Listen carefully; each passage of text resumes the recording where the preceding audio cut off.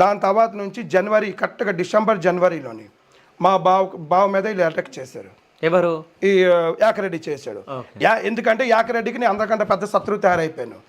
ఎందుకంటే వాళ్ళు రాసలీలలు నన్ను లేకుండా దొబ్బియాను ఇక్కడ నుంచి దొబ్బియాను. ఎందుకంటే నేను తప్పు చేయలేదు.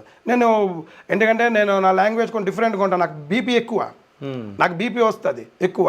ఎందుకంటే నేను మీరు ఎక్కడ తిన్నకి వెళ్ళిపోండి అన్నాను, ముఖం చూపెట్టదాను. శ్రీకాంత్ కానీ నువ్వు ఫోన్ చేసి, శ్రీకాంత్ అక్కడే ఉన్నాడు వీళ్ళు ఎక్కడ వచ్చినప్పుడు. శ్రీకాంత్ ఇక్కడ రాలేదు, ఫస్ట్ సార్ వచ్చాడు. డబ్బులు ఇచ్చినప్పుడు డబ్బులు అక్కడ ఇచ్చిన తర్వాత శ్రీకాంత్కి అక్కడ ఏదో ఒక కంపెనీలో బళ్ళు నడుపుతాడు, బళ్ళు ఇచ్చారు కదా అక్కడ, లేకపోతే అవదు. అదే శ్రీకాంత్ని ఫోన్ చేసి ఇమీడియట్గా వెళ్ళిపోవాను, లేదంటే నాకు గొయ్యలేసి కప్పిస్తాను అన్నాను. గొయ్యలేసి కప్పిస్తాను ఇప్పటికే అంటాను మీదుగా. ఎందుకంటే చేసిన తప్పు అది మొత్తం క్లియర్ అయిపోయింది నాకు. నేను ఈలోగా లేట్ చేసినా అది నేను ఎరగొట్టాను. అతను ఏదో వేసాడు కదా యంత్రం, అది ఎరగొట్టి నీటిలో వేసేసాను.